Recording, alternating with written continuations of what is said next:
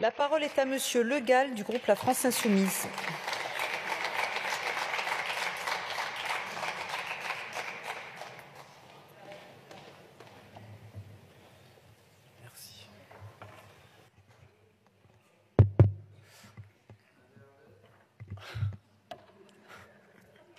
Madame la Présidente, chers collègues, Monsieur le rapporteur, il nous est demandé d'approuver une convention d'extradition entre la France et le Sénégal.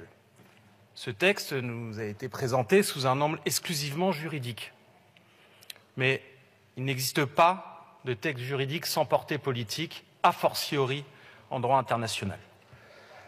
Y a-t-il urgence à adopter, à l'initiative du gouvernement sénégalais, la nouvelle version d'une convention déjà en vigueur depuis 1974 ? Et alors même que cette dernière a depuis déjà été complétée par plusieurs mécanismes juridiques multilatéraux. Non. Non, car on ne peut ignorer le contexte politique sénégalais marqué par la dérive d'un président qui réprime et criminalise son opposition. Cette même opposition sénégalaise nous parle. Sachons l'entendre. En l'état, nous dit-elle, cette convention pourrait être détournée au service des objectifs politiques du président Macky Sall. Ce dernier utilise la tactique de lawfare qui donne les apparences de la justice à la répression politique. En témoignent les arrestations et détentions d'opposants, l'interdiction des rassemblements organisés par l'opposition, les 18 morts causés par les répressions des manifestations depuis juin 2021. Ces pratiques vont de pair avec la mise au pas croissante des pouvoirs législatifs et judiciaires par le pouvoir exécutif, notamment par la réforme du Code pénal de 2021, qui étend la qualification de terrorisme à les infractions relevant d'abord de la lutte politique et sociale interne au Sénégal. C'est pourquoi, nous dit encore l'opposition sénégalaise, il aurait entre autres fallu que cette convention précise, je cite, que pour toute demande d'extradition liée à des faits présumés de terrorisme, les parties s'engagent à se conformer aux standards internationaux et classiques en matière de définition du terrorisme. Avons-nous ces garanties concernant le Sénégal? Non.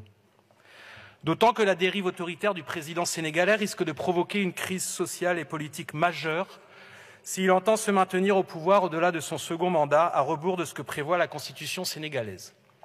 L'élection présidentielle est prévue dans 1 an. Le moment est donc mal choisi pour donner au président sénégalais, via la ratification de cette convention, une forme de brevet en état de droit.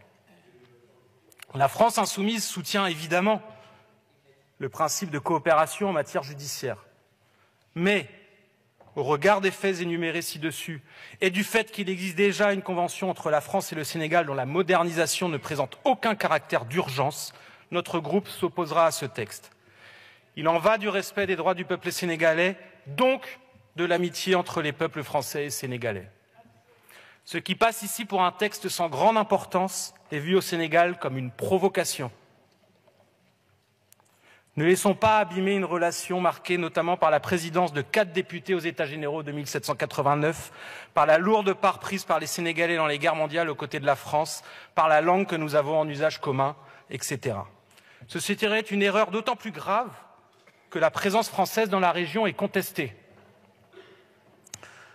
Notre pays y est rendu coupable de tous les maux. Ce traitement est injuste et mensonger. La propagande, notamment russe, n'y est pas pour rien.